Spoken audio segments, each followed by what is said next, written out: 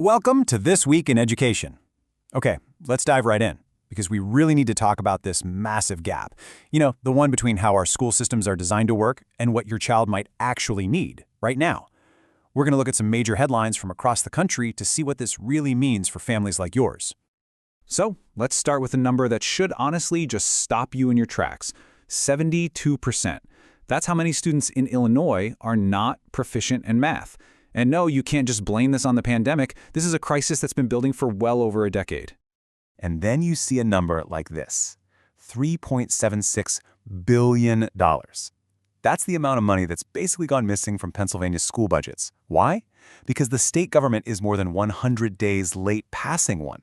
So you see, these aren't just numbers on a screen. They are huge flashing signals about the state of our education system and what that means for your kids' day-to-day reality at school. So first up, let's look at exactly where the system is buckling under the pressure. We're talking about the cracks in the foundation, the places where these huge systemic failures are creating very real, very immediate risks for our kids. Okay, back to Illinois and that math crisis. The state is only now starting what they call a listening tour to figure out what to do. But here's the part that's just wild. Look at this timeline. They adopted new standards way back in 2010. The listening tour is just kicking off. A plan won't even get approved until mid-2026, and they don't expect to see any real impact until 2030 at the absolute earliest. Someone analyzing this whole situation gave this piece of advice, and it's probably the most important takeaway for any parent anywhere. 5 years? In a child's academic life, that is an eternity. The system is moving, sure, but it's moving so slowly that your child simply cannot afford to wait for it to catch up. Meanwhile, over in Pennsylvania, the problem isn't a slow-moving plan, it's just complete and utter paralysis.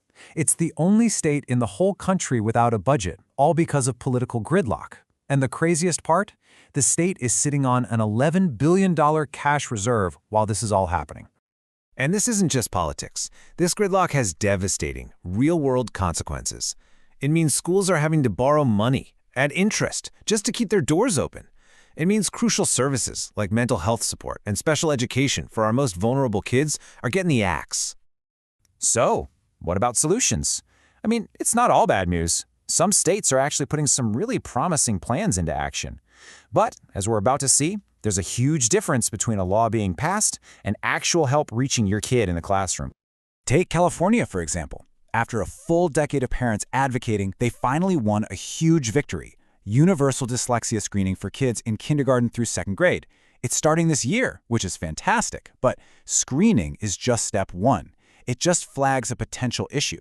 What happens next? How do you get that child effective, evidence-based help? Well, that part isn't guaranteed at all. It completely depends on the resources and the know-how inside each and every school district. And look at North Carolina. Leaders there have rolled out this really impressive 5-year plan for their 1.5 million students. Their goal? To be the best in the nation. It's got public accountability, it's comprehensive, but again, look at that timeline. The goal is set for 2030. It's a great long-term strategy, but it does very little for a child who's struggling to read or do math today.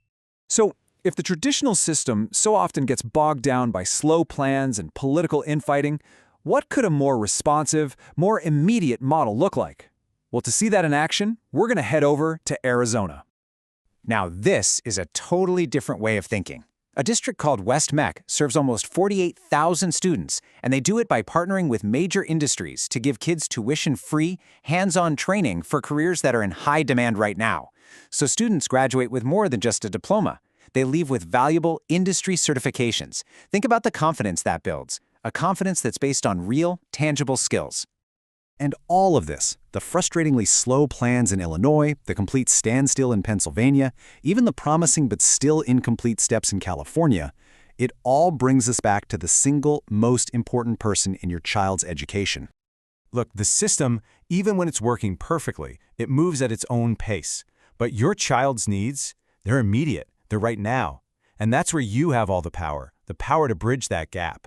This doesn't mean you have to become a classroom teacher, not at all. It means becoming the expert and the advocate that your child needs this very moment.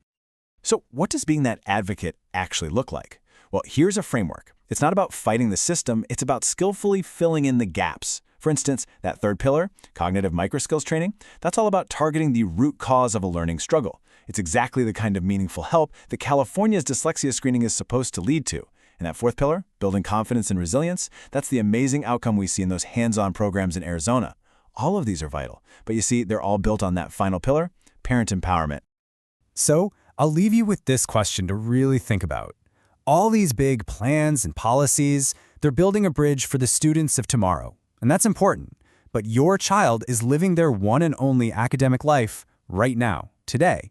So who is building the bridge for them? The answer is, and it always will be, you.